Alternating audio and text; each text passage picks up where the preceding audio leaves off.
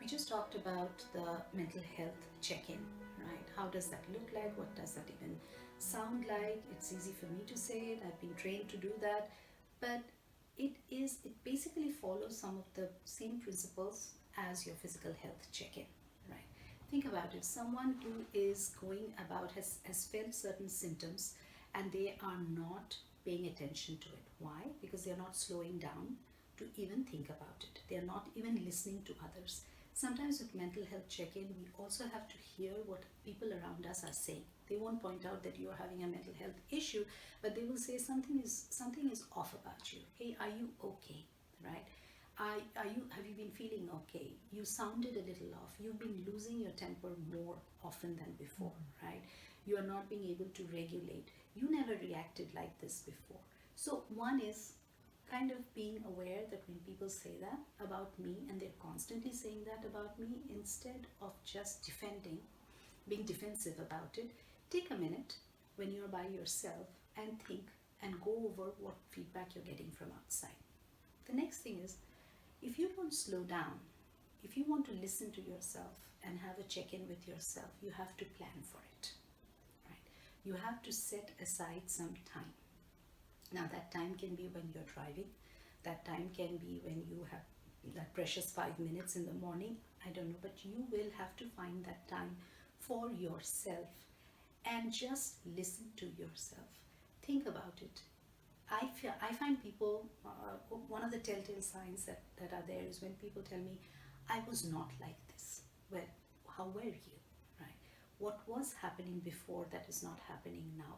If you find that you are using more energy to do the same work that you were doing before, especially if it is about being worried about something. Being worried about something doesn't naturally mean that you're an anxious person. But if anxieties are taking over more and more of your energy, that's an indication. You, if it is a problem, it is typically a problem that will be pervasive. What it means is that it will show up at all times, right? It just won't show up with Monday, Wednesdays, and Thursdays, right? The other thing is when you keep seeing something is showing up again and again and again, it's what you're waking up in the morning with and you're going to sleep with. That is a time to kind of get that data for yourself. What is happening? And it still doesn't, it continues to not make sense to you, which is how it should be. It will not make sense to you. You're not trained. Just like you're not trained to take care of all your physical health needs, you're not trained to take care of your mental health needs, to, or at least to understand what the extent of the problem is. Your job is to be your ally, to just understand there's something off. There's a mole, right? There's a lump. You need to understand if that lump, or rather, you shouldn't be trying to find out whether that is what it is, and you should definitely not be trying to take care of it. See it in the same way. Your body, your mental health is nested in your body. It's part of your body.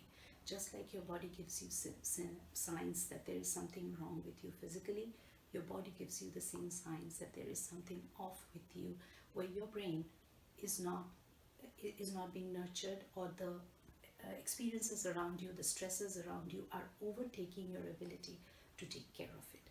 Listen to your body.